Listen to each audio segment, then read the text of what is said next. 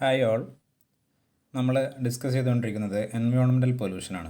അതിൽ air പൊല്യൂഷനും water പൊല്യൂഷനും നമ്മൾ already discuss ചെയ്ത് കഴിഞ്ഞു. ഇന്ന് നമ്മൾ 3 ടൈപ്സ് പൊല്യൂഷനാണ് ഡിസ്കസ് ചെയ്യുന്നത്: thermal pollution, soil pollution and marine pollution. നമുക്ക് ഓരോന്നായിട്ട് നോക്കാം. First, thermal pollution.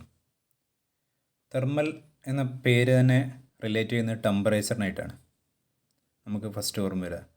അപ്പോൾ എങ്ങനെയാണ് ഈ ടെമ്പറേച്ചർ ഇൻക്രീസ് ചെയ്യുകയാണ്, വാട്ടറിലെ ടെമ്പറേച്ചർ ഇൻക്രീസ് ചെയ്യുക. അത് കാരണമായിട്ട് ടെമ്പറേച്ചറിൽ ഡിസോൾവ് ചെയ്തേക്കുന്ന ഓക്സിജൻ്റെ അളവ് കുറയുക. അത് വാട്ടറിലുള്ള എക്കോസിസ്റ്റത്തെ ബാധിക്കുക. ഇതൊക്കെയാണ് തെർമൽ പൊല്യൂഷൻ എന്ന് ഉദ്ദേശിക്കുന്നത്. ആണ് degradation of water quality by any process that increases the ambient water temperature. ഈ നമ്മൾ നേരത്തെ പറഞ്ഞ കാരണങ്ങൾ കാരണം വാട്ടറിൻ്റെ ടെമ്പറേച്ചർ കൂടുക, അതുപോലെ ഡിസോൾവ്ഡ് ഓക്സിജൻ്റെ അളവ് കുറയുക, അതുപോലെ അവിടെയുള്ള എക്കോസിസ്റ്റത്തെ ബാധിക്കുക. ഇതാണ് സിമ്പിളായിട്ട് പറഞ്ഞാൽ തെർമൽ പൊല്യൂഷൻ. എന്തൊക്കെയാണ് തെർമൽ പൊല്യൂഷൻ്റെ സോഴ്സസ്? മെയിനായിട്ട് ഇൻഡസ്ട്രീസാണ്. ഇൻഡസ്ട്രിയിൽ നമുക്കറിയാം ഒരു മേജർ പാർട്ടാണ് കണ്ടൻസേഴ്സ്.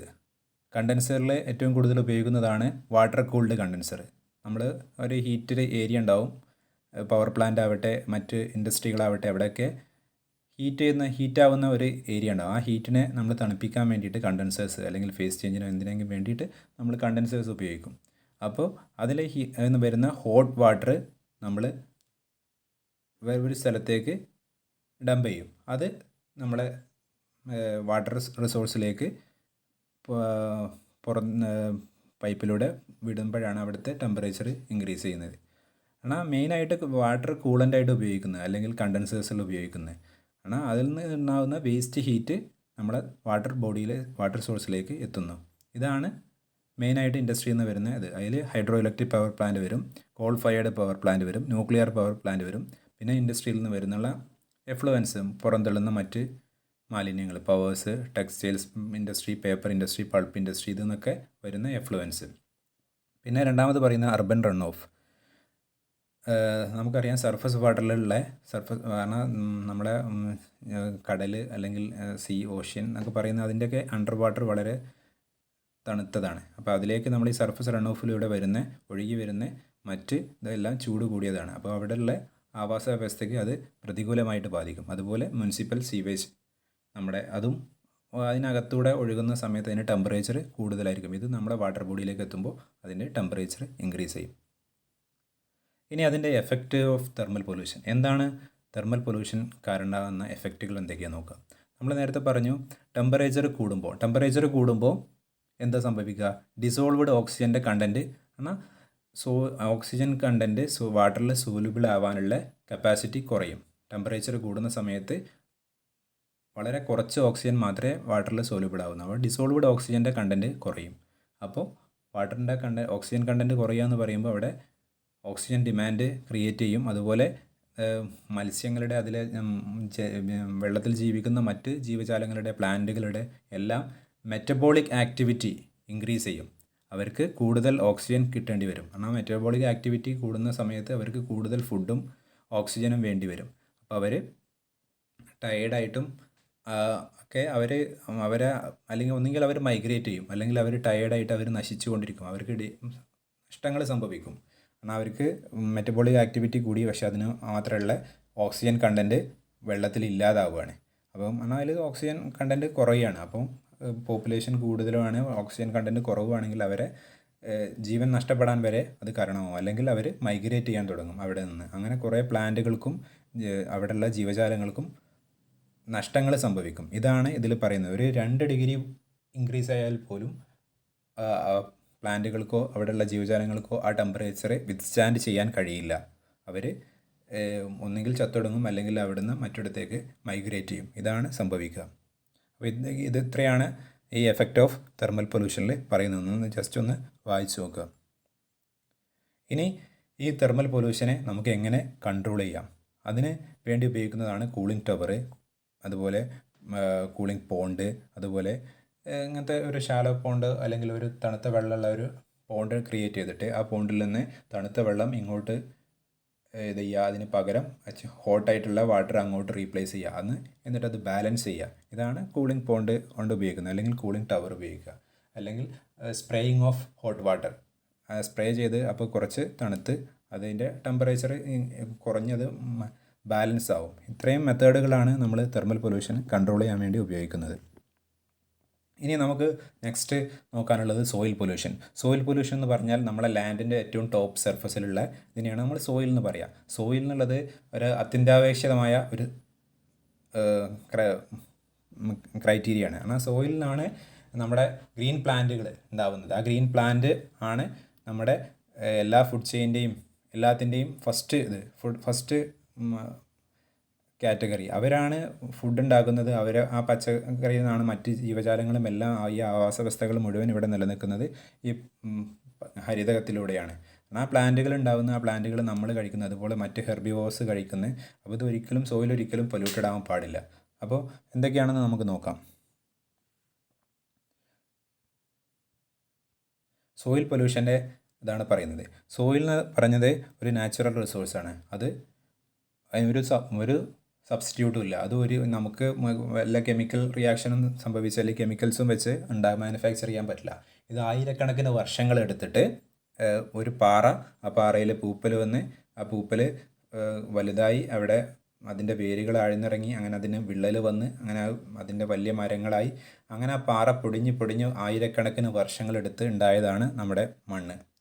ആ മണ്ണ് പൊല്യൂട്ടഡ് ആവാൻ അതിലാണ് നമ്മളെ ഗ്രീൻ പ്ലാന്റുകൾ ഉണ്ടാവുന്നത്. അപ്പോൾ അത് പൊല്യൂട്ടഡ് ആയി കഴിഞ്ഞാൽ അത് നമ്മളെ മൊത്തം ഫുഡ് ചെയിൻ്റെ എല്ലാ ട്രോപ്പിക് ലെവലിലേക്കും അത് എത്തും.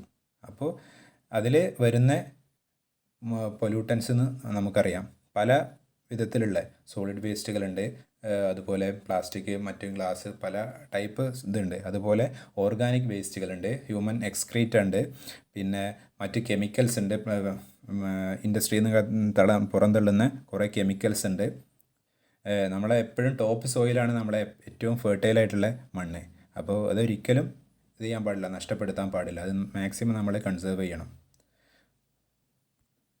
ഇനി നമ്മൾ നേരത്തെ പറഞ്ഞ ഡൊമസ്റ്റിക് വേസ്റ്റ് സോഴ്സുകൾ തന്നെയാണ് പറയുന്നത്. ഡൊമസ്റ്റിക് വേസ്റ്റ്, അഗ്രികൾച്ചറൽ വേസ്റ്റ് എന്ന് പറഞ്ഞാൽ നമ്മൾ കീടനാശിനികളും അതുപോലെ കെമിക്കൽ ഫെർട്ടിലൈസേഴ്സും കെമിക്കൽ പെസ്റ്റിസൈഡ്സും ഉപയോഗിക്കുമ്പോൾ അത് അഗ്രികൾച്ചറൽ വേസ്റ്റ് ആയിട്ട് നമ്മുടെ മണ്ണിൽ നിന്ന് കഴിഞ്ഞാൽ ആ മണ്ണിൽ നിന്ന് മാത്രമല്ല മഴ പെയ്യുന്ന സമയത്ത് അത് നമ്മുടെ വാട്ടർ ബോഡിയിലും എത്തും.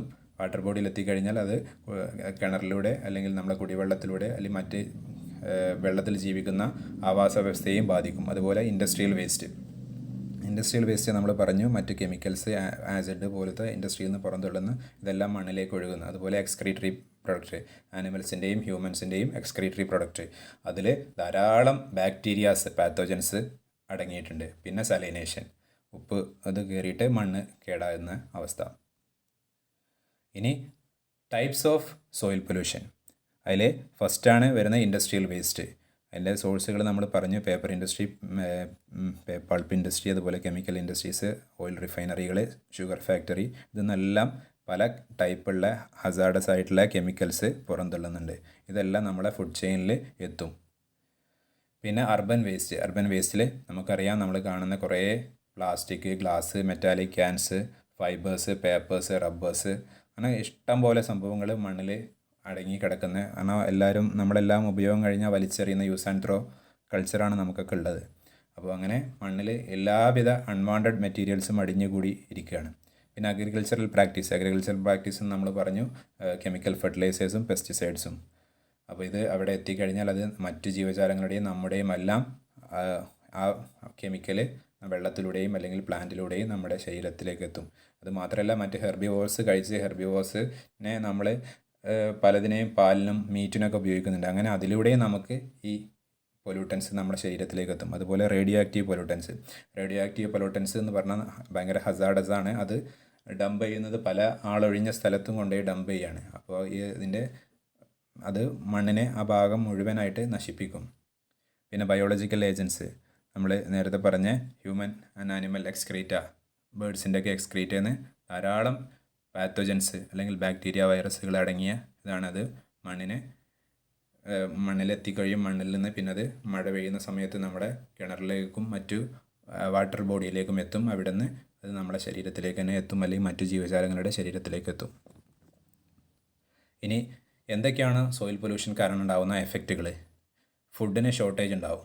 ഫുഡിന് ഷോർട്ടേജ് ഉണ്ടാവുമെന്ന് പറയാനുള്ള കാരണം നമ്മുടെ കുറേ കൃഷിഭൂമികൾ അത് കെമിക്കൽ വന്നിട്ട് അല്ലെങ്കിൽ മറ്റ് ഇത് വന്നിട്ട് പൊല്യൂട്ടഡായിട്ട് പ്ലാസ്റ്റിക്കുകൾ നിറഞ്ഞിട്ട് അവിടെ കൃഷിഭൂമി അല്ലാതായി മാറും. കൃഷിഭൂമി അല്ലാതായി മാറുമ്പോൾ നമ്മുടെ ജനസംഖ്യ ഉയർന്നുകൊണ്ടിരിക്കുകയാണ്.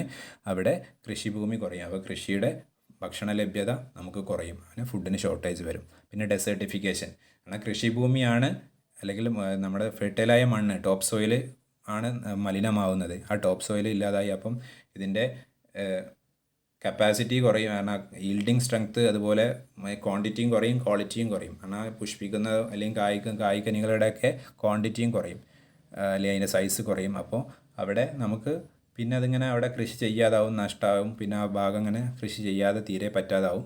പിന്നെ അവിടെ കൃഷിഭൂമി അല്ലാതായി മാറും. പിന്നെ അത് ഒഴിഞ്ഞു കിടക്കുന്ന തരിശായി മാറും. പിന്നെ അത് ഡെസേർട്ടിഫിക്കേഷനിലേക്ക് നയിക്കും. പിന്നെ നമ്മൾ നേരത്തെ പറഞ്ഞ പോലെ decrease in the extent of agricultural land. Agricultural ലാൻഡിൻ്റെ കാരണം അഗ്രികൾച്ചറൽ ലാൻഡ് എപ്പോഴും കൂട്ടിക്കൊണ്ടിരിക്കണം. അതിന് നമുക്ക് കഴിയാതെ വരും. കാരണം അങ്ങനത്തെ ഒരു ഭൂമി, അങ്ങനത്തെ ടോപ്പ് ഫെർട്ടിലായിട്ടുള്ള മണ്ണ് ഇല്ലാത്ത ആയി വരും. അങ്ങനത്തെ ഒരു ലാൻഡ് ഉണ്ടാവില്ല. പിന്നെ ടോപ്പ് സോയിൽ മണ്ണൊലിപ്പ്, സോയിൽ എറോഷൻ വഴിയും മറ്റ് മഴ പെയ്യുന്ന സമയത്തും ഒക്കെ ഇത് വെള്ളത്തിലൂടെ മറ്റ് നമ്മുടെ വാട്ടർ ബോഡിയിൽ, ലേക്കിലും റിവറിലും മറ്റ് ഇതിലെല്ലാം എത്തി അവിടെയുള്ള അക്വാട്ടിക് ലൈഫിനെയും എല്ലാത്തിനെയും ബാധിക്കും. Excess use of irrigation leads. എന്നാൽ നമ്മൾ മുന്നേ പറഞ്ഞിട്ടുണ്ട്, കൂടുതലായിട്ട് ഇറിഗേഷൻ ഉപയോഗിച്ച് കഴിഞ്ഞാൽ അവിടെ വാട്ടർ ലോഗിങ്ങും അതുപോലെ സോയിൽ സലൈനേഷനും സംഭവിക്കും. വാട്ടർ ലോഗിങ് ആണ് കൂടുതലായിട്ട് നമ്മുടെ ഇറിഗേഷൻ പർപ്പസൊക്കെ ഒരു ഓവറായിട്ട് നടത്തി കഴിഞ്ഞാൽ അവിടെ സലൈനേഷൻ സംഭവിക്കാം, അതുപോലെ വാട്ടർ ലോഗിങ്ങും സംഭവിക്കാം. അപ്പം അത് നമ്മൾ റെഡ്യൂസ് ചെയ്യണം.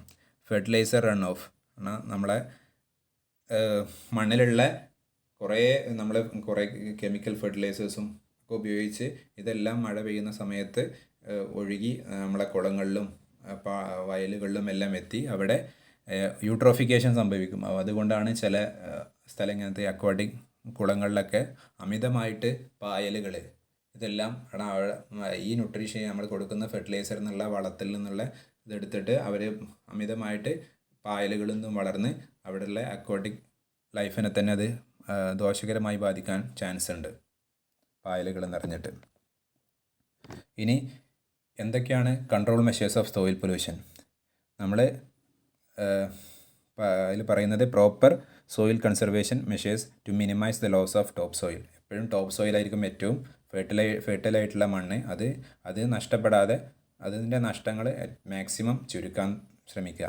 Using bio pesticide and integrated environmental friendly agriculture to reduce a pesticide or fertilisers. എന്നാൽ എപ്പോഴും പെസ്റ്റിസൈഡ്സും ഫെർട്ടിലൈസേഴ്സും കെമിക്കൽ ഉപയോഗിക്കാതിരിക്കുക. ബയോളജിക്കൽ അല്ലെങ്കിൽ ഡീഗ്രേഡബിൾ ആയിട്ടുള്ള എൻവയോൺമെൻറ്റൽ ഫ്രണ്ട്ലി ആയിട്ടുള്ള ഫെർട്ടിലൈസേഴ്സും പെസ്റ്റിസൈഡ്സും ഉപയോഗിക്കാൻ വേണ്ടി ശ്രദ്ധിക്കുക. Appropriate water management practices in agriculture. എന്നാൽ വാട്ടർ മാനേജ്മെൻറ്റ് നമ്മൾ പറഞ്ഞു, അതിന് ഈ സ്പ്രിങ്ക്ലർ വെച്ചിട്ട് നനക്കുക, അല്ലെങ്കിൽ തിരിനന, അതൊക്കെ ഡ്രോപ്പ് ആയിട്ടുള്ള തിരിനന അതൊക്കെ ഉപയോഗിക്കുക. Keeping the soil surface covered with crop residues in crop cover. Last പറയുന്നത് planting trees as a part of afforestation. എന്നാൽ മണ്ണൊലിപ്പ് തടയാനും എല്ലാത്തിനും വേണ്ടി നമ്മൾ കൂടുതൽ മരങ്ങൾ വെച്ച് പിടിപ്പിച്ച് അതിനെയാണ് നമ്മൾ അഫോറസ്റ്റേഷൻ എന്ന് പറയാം.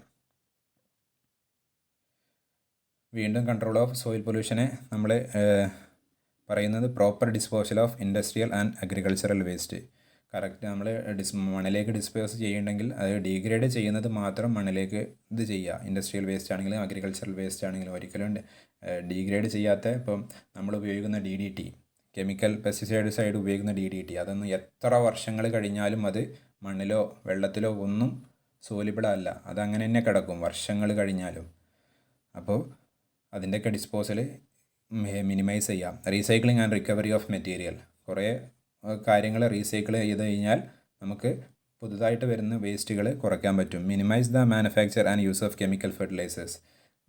കെമിക്കൽ ഫെർട്ടിലൈസേഴ്സിൻ്റെ ഇത് മിനിമൈസ് ചെയ്യുക, അതുപോലെ മാനുഫാക്ചറിങ്ങും മിനിമൈസ് ചെയ്യുക. റെഡ്യൂസ് ദ യൂസ് ഓഫ് പെസ്റ്റിസൈഡ്സിൻ്റെ യൂസേജ് കുറയ്ക്കുക.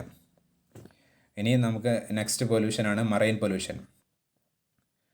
മറൈൻ പൊല്യൂഷൻ നമുക്കറിയാം ധാരാളം ഹാംഫുൾ എഫക്റ്റ് ഉണ്ട്. അതിലേക്ക് കുറേ കെമിക്കൽസ്, അതുപോലെ ഇൻഡസ്ട്രിയൽ ആൻഡ് അഗ്രികൾച്ചർ ഏത് പൊല്യൂഷൻ്റെയും അവസാനം എത്തിച്ചേരുക അപ്പോൾ പുഴകളിൽ വന്നു കഴിഞ്ഞാലും കുളങ്ങളിൽ വന്നു കഴിഞ്ഞാലും മണ്ണിൽ വന്നു കഴിഞ്ഞാലും എല്ലാം അത് അവസാനം എത്തിച്ചേരുക അത് കടലിലാണ്. അതിൻ്റെ എല്ലാത്തിൻ്റെയും അവസാനം വന്നു ചേരുക സീലോ ഓഷ്യനിലൊക്കെ ആയിരിക്കും. അപ്പോൾ അതിൽ ഇൻഡസ്ട്രിയിൽ നിന്ന് അവിടെ നിന്നുള്ളത് ഉണ്ടാവും. നമ്മുടെ പുഴകളിലുള്ള മാലിന്യം എല്ലാം അവിടെ സോളിഡ് വേസ്റ്റ് ആവട്ടെ, മറ്റ് കെമിക്കൽസ് ആവട്ടെ, ലിക്വിഡ് വേസ്റ്റുകളാവട്ടെ എല്ലാം വന്നു ചേരുക കടലിലായിരിക്കും. അപ്പോൾ കടലിൽ ഉള്ള ഇത് നമ്മൾ മാക്സിമം റെഡ്യൂസ് ചെയ്യേണ്ടി ഇരിക്കുന്നു.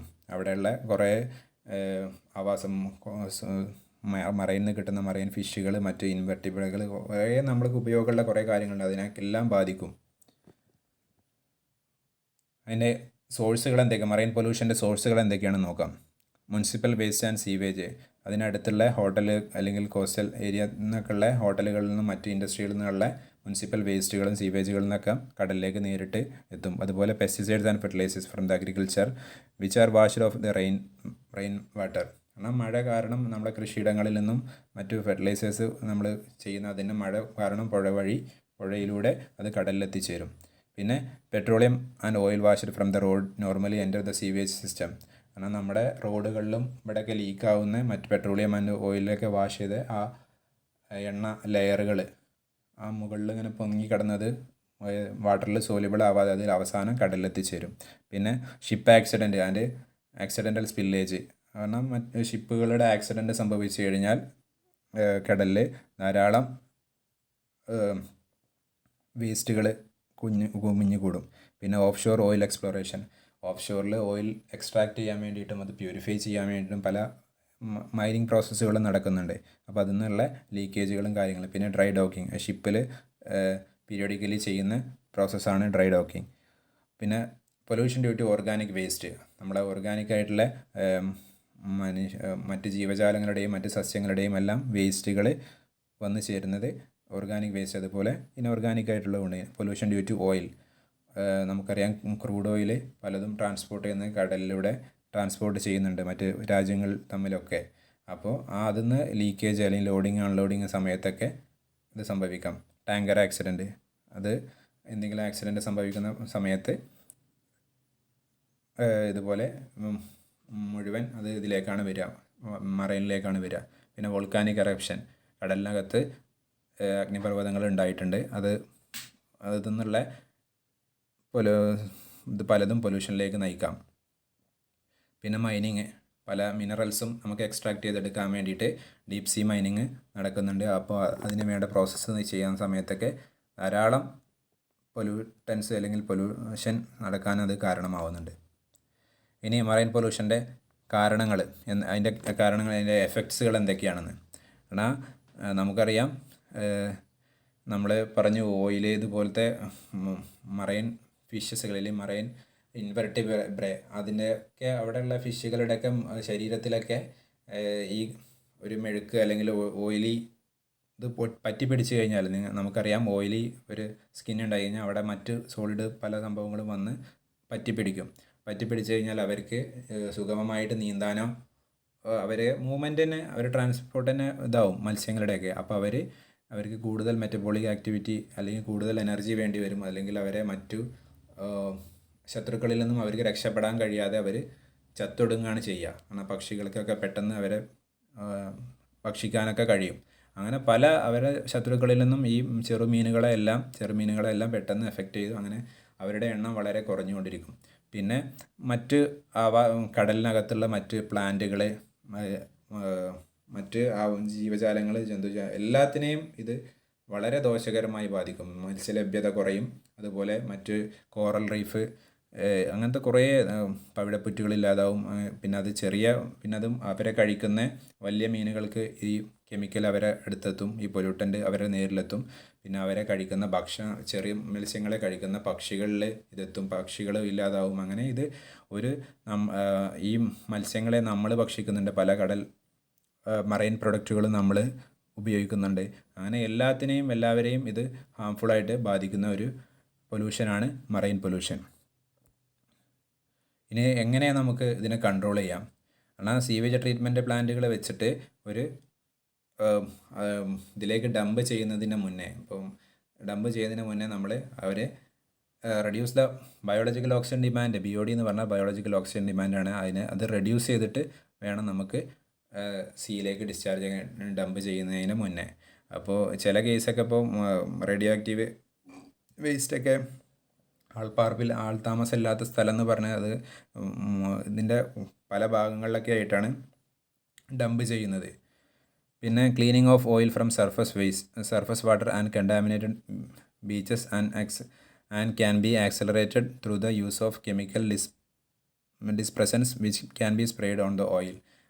നമുക്കറിയാം പല ഓയിലുകളും ഇതിൻ്റെ മുകളിൽ ഓയിൽ ഫിലിമുകൾ വാട്ടറിൻ്റെ മുകളിൽ അതിനെ എങ്ങനെയെങ്കിലും സർഫസിൽ നിന്ന് വേർതിരിച്ചെടുത്ത് ഒരിക്കലും കടലിലേക്ക് പോവാതെ മാറ്റിയെടുക്കുന്നത്. അതിനാണ് അടുത്തതും പറയുന്നത് load on top system reduce the oil pollution cleaned with high pressure jet of water വെച്ചിട്ട് ഈ മുകളിൽ പൊങ്ങിക്കിടക്കുന്ന